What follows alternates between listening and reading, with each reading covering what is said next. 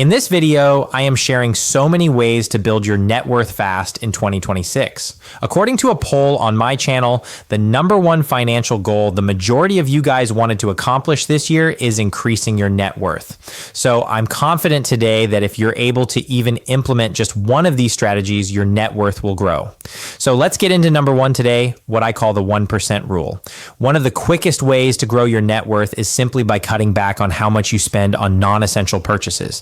This is where the 1% rule comes into play. It means you should pause and think carefully before making any discretionary purchase that exceeds 1% of your net worth. For example, if your net worth is $20,000, you should hesitate before buying anything that costs about $200 or more. If your net worth is $50,000, then any purchase around $500 or higher deserves a second thought. And the same logic applies as your net worth grows. The less money you spend on discretionary purchases, the more that you can add to your investments to actually grow your net worth fast.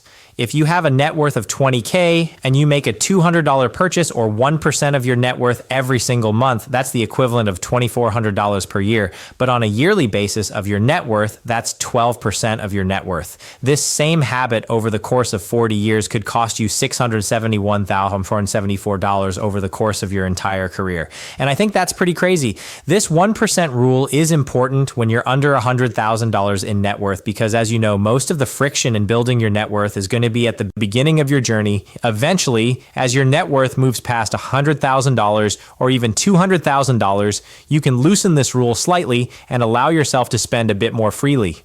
But ideally, by the time you reach that 100K milestone, you'll have developed the habit of truly pausing before making any major purchase. Personally, I prefer to wait a week or sometimes even a full month before committing to a large expense, because time usually makes it clear whether I genuinely want that item or not. The second way to grow your net worth quickly is to separate your time from your income. If you truly want to increase your net worth significantly this year, focus on activities and careers that pay you for results and performance, not simply for the hours you put in. So let's actually listen to this clip from Naval Ravikant and what he has to say.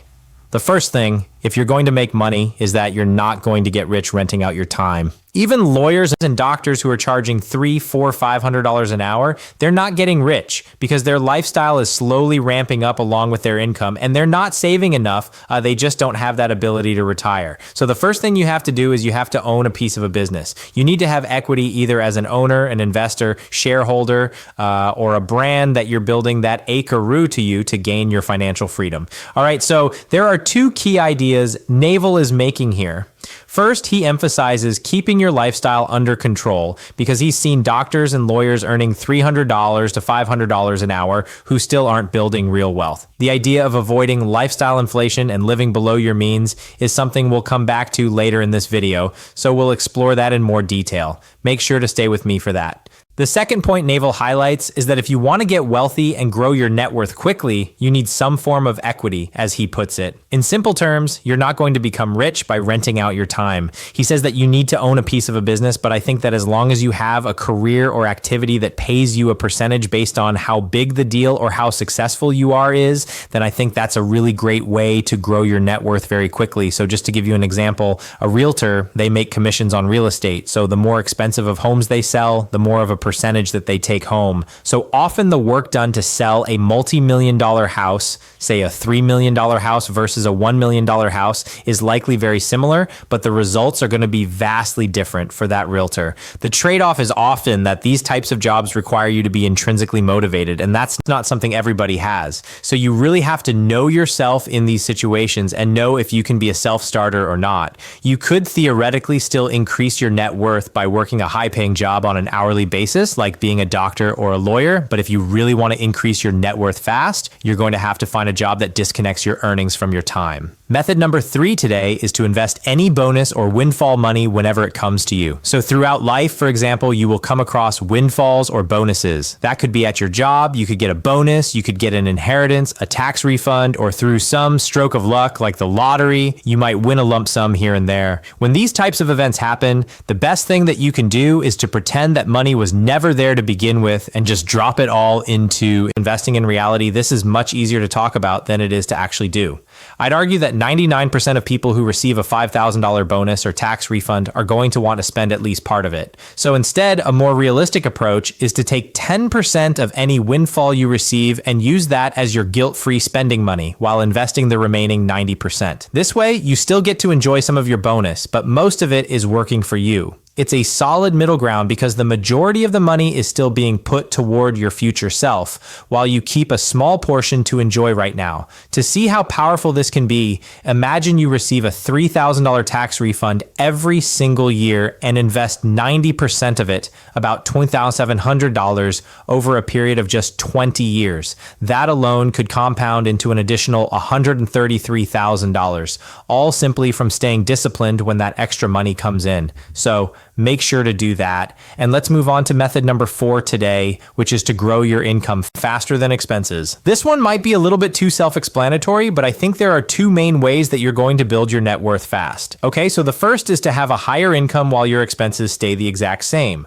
Or number 2, you want to have the same income while your expenses go down. In both cases, you are increasing the gap between what you earn and what you spend. So there are actually 3 practical ways that you can do this today. And the first is going to be job hopping strategically. According to LendingRe, quote, "When workers moved to larger companies, they saw the biggest pay increases. Those moving to a company with 500 plus employees saw an average salary increase of 15%, while those moving to a smaller company saw a 5 to 6% increase. In both cases, if you switch jobs, you seem to get an increase in your pay. And sometimes I think that if you stay at a company for too long, the pace at which your raises actually happen to you or occur to you slow down quite a bit. The problem is that companies aren't incentivized to pay you market rate once you're already there. So if you want to think about it from the company's perspective, you're already doing the work. You've already said yes to the salary. So why would they voluntarily give you a massive raise in order to match market rates?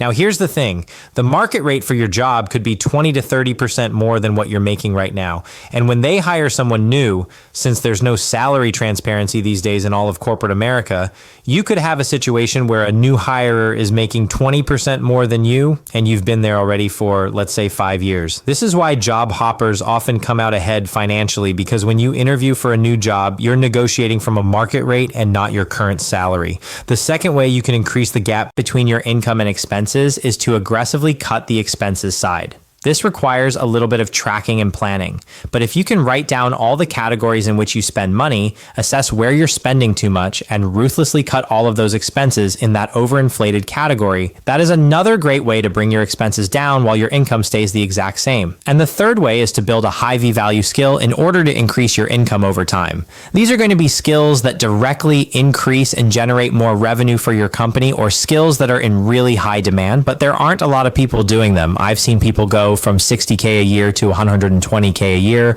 by learning data analytics or SQL, which is a programming language, in order to manipulate data. If you're a tradesman, you could increase your skills by learning to weld, HVAC, or even electrical work. And I've also seen people just have an incredibly lucrative side hustle by learning video editing or digital marketing. This is a little easier said than done, but if you're able to spend 6 to 12 months dedicating evenings and weekends to learning a high income skill, it's another great way to increase your income. All right, before we get into our 5th method today, I just really wanted to thank you guys for watching this far. It really means a lot to me and the team on this channel. So if you are enjoying these videos on this channel, make sure to subscribe. It's completely free and we would appreciate it. So thank you so much. And let's move on to number 5. The 5th way to grow your net worth quickly is simply by tracking it. According to Credit Karma, 67% of Americans say they don't currently track their net worth. And I believe that being aware of your net worth is an easy win and a simple way to increase it faster,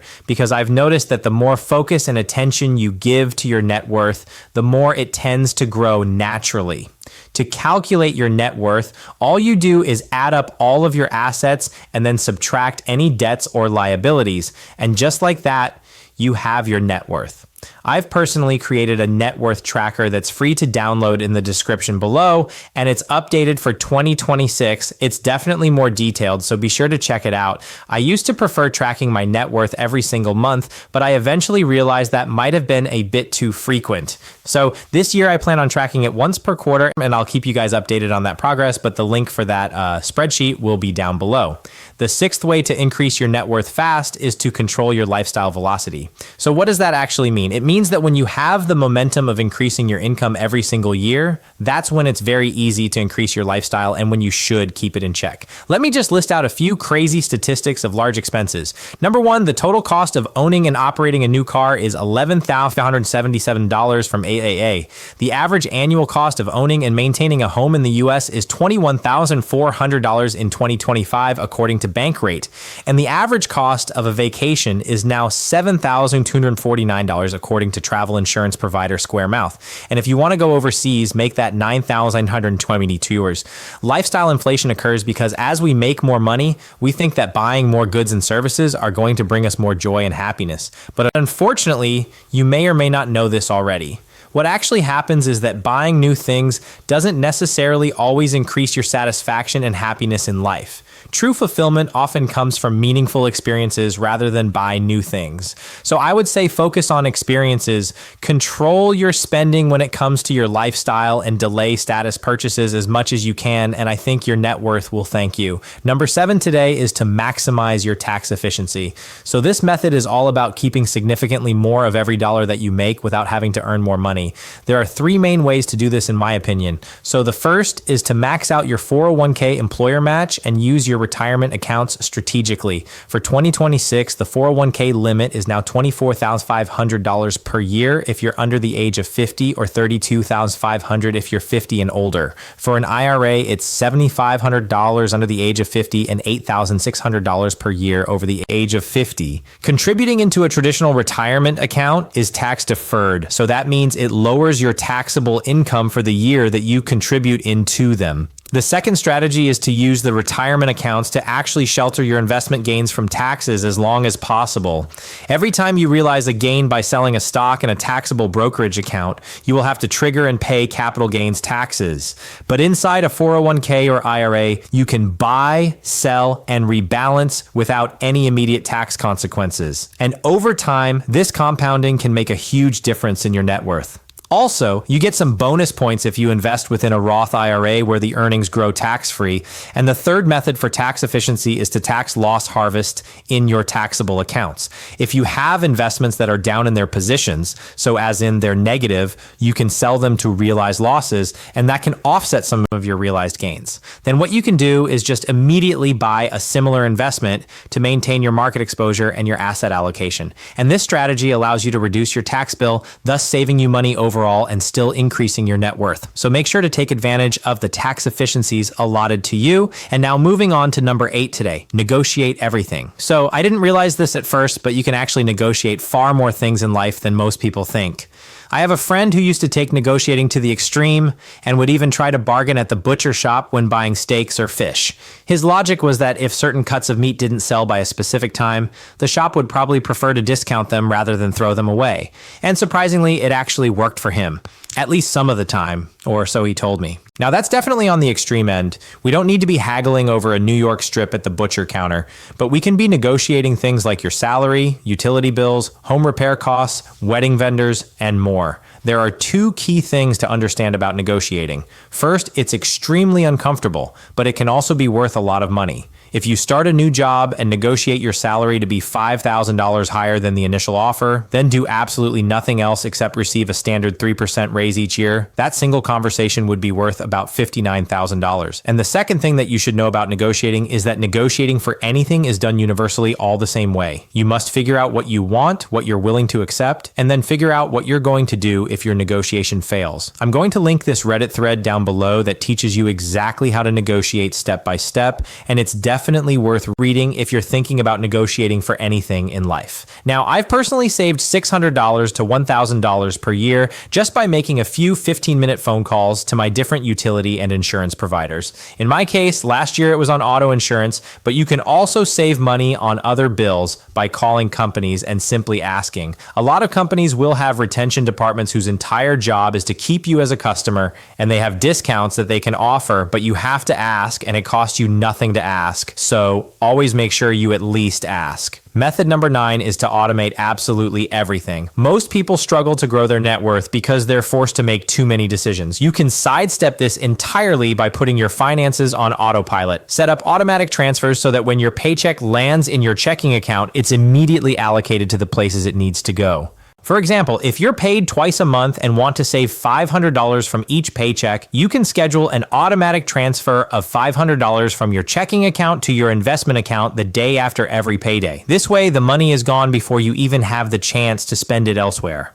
The psychology behind this is simple. You can't spend money you don't see, and you're no longer relying on discipline or having to remember to invest every single paycheck. I say kiao. It just happens automatically. Here are the top 5 things to automate. In my opinion, it is going to be your utilities, your rent or mortgage payments, credit card bills, saving transfers, and investment contributions. Automate your money into those 5 buckets and then thank me later when your net worth has grown. And number 10 today is to increase your financial literacy. You can do this by watching guides on my channel. You could read books, you could listen to podcasts, or just go through any content that you can find on the subject of personal finance and investing. The ROI when it comes to increasing your financial literacy is essentially infinite, because one good book or even one good habit that you learn from a book can snowball into good decisions, which snowballs into more wealth as time goes on. Financial literacy can compound better than money, in my opinion, because each concept that you learn will build on the previous one that you had before. If you understand compound interest, for example, this emphasizes starting early. Understanding tax efficiency means that you can structure your investments or your businesses better. And understanding psychology or the behavior of finance will help you with decision making in the long term. Most of this knowledge is free, and that's the beauty. You don't want to ever pay a boatload of money for financial education, as I learned a lot of what I know for free online. People that build wealth are just the ones who make better decisions with what they have. They aren't necessarily the ones who earn the most money. So I think invest in your financial education, because it's the one investment that's guaranteed to pay dividends for the rest of your life. If you enjoyed this video, check out my video here where I go over my 10 best tips on how to get ahead of 99% of people. I'll link it right here. I'll see you guys in that video. If you want the resources I mentioned today in the video, please check down below, and I'll see you in a future video on the channel. All right, peace.